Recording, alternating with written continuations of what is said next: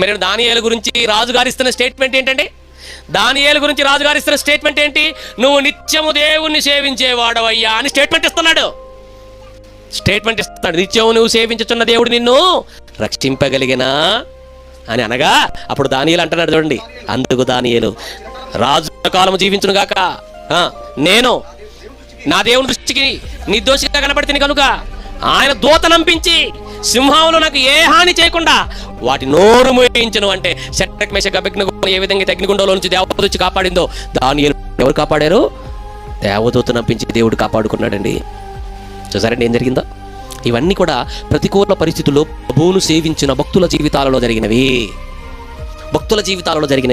చాలా మంది ఉన్నారండి ఈ రోజున క్రిస్టియన్ అని చెప్పుకోవడానికే భయపడుతున్నారు. క్రిస్టియన్ అని చెప్పుకుంటే ఏం పోతే చంపేతారా? నీ దేవుడు ఏం చెప్పాడు నీకు? దేహమును చంపవానికి భయపడక, ప్రాణమును దేహమును ఆత్మను రెండింటిని నరకములో శిక్షింపగల వారికే పైకిలి భయపడండి. అంటే మిమ్మల్ని అరెస్ట్ చేస్తాం, లోపడేస్తామని కానీ గొంతులు మూసుకొని వస్తున్నారంటే గొప్ప భక్తులే ఉన్నారు సమాజంలో. ప్రతికూల పరిస్థితుల్లో ప్రభువుని సేవిస్తున్న భక్తుల, మనుషులు సేవిస్తున్న భక్తుల వీళ్ళు. చూసారా కదండి? ప్రతికూల పరిస్థితుల్లో ఎవరు సేవిస్తున్నారు, ఎవరికి దాసులు అవుతున్నారు వీళ్ళంతా. కాబట్టి ప్రియమైన దేవుని పిల్లలారా, ఒక దానియేలులాగా, ఒక షడ్రక్ మేషక్ అబేద్నెగోలాగా పరిస్థితులు అనుకూలంగా లేనప్పుడు, ప్రతికూలంగా ఉన్నప్పుడే దేవుడే మాకు కావాలి, మాకు ఏ అవసరం లేదు, రక్షించకపోయినా ఆ దేవుడికి మొక్కుతాము, ఆయన్ని సేవిస్తాము అని దేవుడిని సేవించిన గొప్ప భక్తులండి వాళ్ళంతా.